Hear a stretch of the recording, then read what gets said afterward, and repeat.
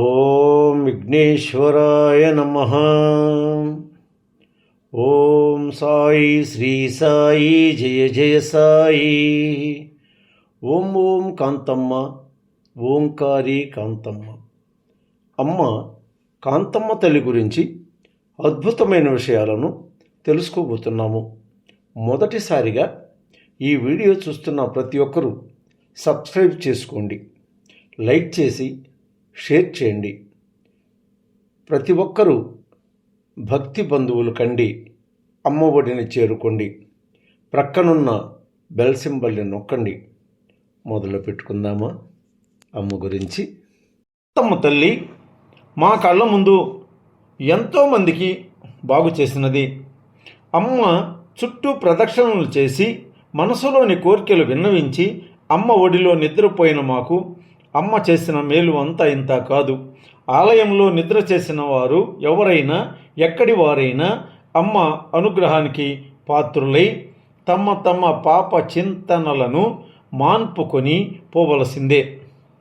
మన నెల్లూరు జిల్లాయే కాక ఆంధ్ర, తమిళనాడు, మహారాష్ట్ర నుంచి కూడా అమ్మ చెంతకు భక్తులు రావడం అనివార్యం. ఉత్తరప్రదేశ్, కర్ణాటక వాళ్ళు సైతం అమ్మ మహిమలను కొనియాడారు.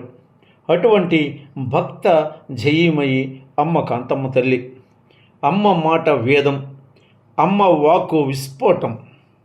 అటువంటి అమ్మ మహత్తు ఈ భూమిలో పాతుకుంది.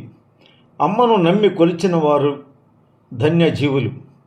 అమ్మను పూజించండి, అమ్మను భజించండి, అమ్మను మీ అమ్మగా మరువకండి అంటున్నారు అక్యం వెంకయ్య గారు.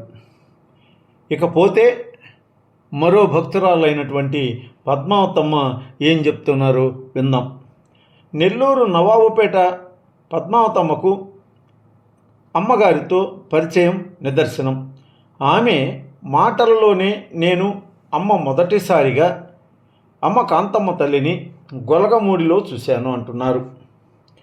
మేము గొలగమూడికి ఎప్పుడు వెళ్ళినా 4-5 మంది, అంటే 4-5 పోయేవాళ్ళం వెంకయ్య స్వామి దగ్గరకు. మాకు మా ఫ్రెండ్స్కు వెంకయ్య స్వామి అంటే భక్తి ఎక్కువ. మా వ్యాపారాలు అన్నీ ఆయన దయ వల్లనే బాగానే సాగుతున్నాయి. ఒకరోజు అందరము గొలగమూడికి వెళ్ళాము. అమ్మను గూర్చి, స్వామిని గూర్చి మాట్లాడుకొనొచ్చు దర్శనం చేసుకుని కూర్చున్నాము. అంతలో అమ్మ కాంతమ్మ తల్లి అక్కడికి వచ్చి మేము మాట్లాడుకున్న మాటలు అన్నీ మాతో మాట్లాడింది. అప్పుడు అనుకున్నాము మేము అందరం కూడా అమ్మ సామాన్యురాలు కాదని. వెంకయ్య స్వామి బ్రతికున్న రోజులలోనే అమ్మ ఒక స్త్రీ మూర్తిగా పిచ్చి కాంతమ్మగా ఆ గొలగమూడికి వచ్చింది. అప్పుడు వెంకయ్య స్వామి తమ శిష్యురాలైన తులసవ్వకు, శిష్యులకు కూడా ఒక పిచ్చామే మన గొలగమూడికి ఆశ్రమానికి రాబోతుంది, అందరూ కూడా ఆమెను గౌరవంగా చూసుకోండి అన్నారు. స్వామి అన్న తరువాత కొద్ది రోజులకు ఆ గొలగమూడికి అమ్మ వచ్చింది. అప్పుడు ఒక శిష్యుడు స్వామిని, స్వామి ఆమె మనకి ఏమవుతుంది స్వామి అని అడిగాడు. వెంకయ్య స్వామి నీకు నాకు ఆ పైవానికి అమ్మరా ఆమె సామాన్యమైనది కాదు అని చెప్పారు అని అందరూ అనుకుంటుండేవారు.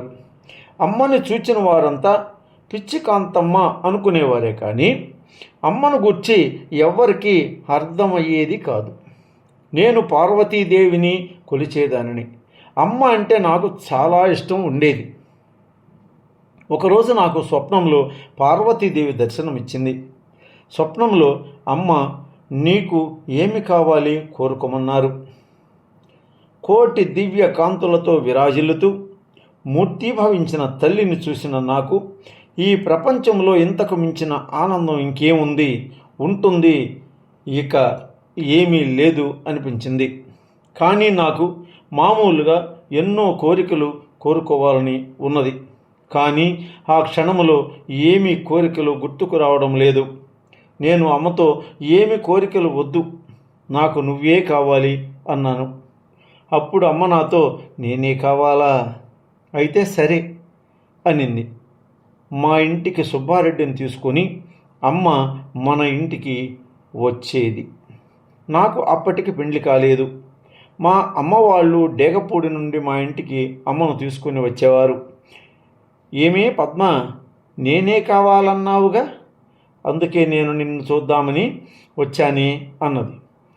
అప్పుడు నా ఒంటి మీద రోమాలు నిక్కబొడుచుకున్నాయి. ఎందుకంటే అమ్మ సాక్షాత్తు నేను పూజిస్తున్న పార్వతీదేవి ప్రతిరూపమా అని నా మది దిమ్మ తిరిగినది. పార్వతీదేవి నాకు కలలో కనిపించి కోరికలు కోరుకోమనడం, మనం కోరలేక అమ్మనే కోరడం అంతా అమ్మకు తెలుసా? అండపిండ బ్రహ్మాండమందు స్త్రీ రూపంలో గోతాము కప్పుకున్న ఈ మహాతల్లి సాక్షాత్తు ఆదిపరాశక్తి అని పద్మమ్మ నివ్వెరపోయింది. అట్లు అమ్మకు ప్రియ భక్తురాలైన నేను, అమ్మని నమ్మి కొలుచుకునే నాకు ఎన్ని సంబంధాలు వచ్చినా అమ్మ అవి వద్దు అని చెప్పేవారు. ఏమైనా సంబంధాలు వచ్చినప్పుడు అమ్మకు చీటీ రాసి ఇస్తే ఇది పాచి, నీకు ఇది వద్దు అనేవారు. ఇలా చాలా కాలమే జరిగింది. చివరకు అమ్మ ఒప్పుకున్న సంబంధమే కుదిరింది. మా అమ్మకు కాంతమ్మ తల్లి మాట ఇచ్చింది. మీ అమ్మాయి పెళ్ళి నేను దగ్గరుండి చేస్తానని చెప్పింది. అలాగే కాంతమ్మ తల్లి నా దగ్గరుండి వారం ముందు నుండే వచ్చి గడపలకు తన చేత్తో పసుపు రాసి బొట్టు పెట్టి పనులు మొదలు పెట్టుకోమనింది. అప్పుడు నాకు అనిపించేది, నాకు ఎన్ని జన్మల పుణ్యమో కదా, కాంతమ్మ తల్లి నా దగ్గరుండి సామాన్యురాలనైన నా పెళ్లి జరిపించడం ఎంత విచిత్రం, ఎంత పవిత్రం, ఎంత లీల, అమ్మ రుణం ఎలా తీర్చుకోవాలి అని. ఆట బొమ్మవు కాదమ్మా అంతర్యామి నీవమ్మ, అందరి బంధువైనావమ్మ, ఇలలో దేవతై వెలసేవమ్మ. ఆట బొమ్మవు కాదమ్మా అంతర్యామి కాంతమ్మ, అందరి బంధువైనావమ్మ, ఇలలో దేవతై వెలసేవమ్మ. ఆట బొమ్మవు కాదమ్మా అంతర్యామి కాంతమ్మ. ఓం ఓం కాంతమ్మ, ఓంకారి కాంతమ్మ, ఓం ఓం కాంతమ్మ, ఓంకారి కాంతమ్మ. మరువరనుకుంటాను. మీ విజయభాస్కరుడను.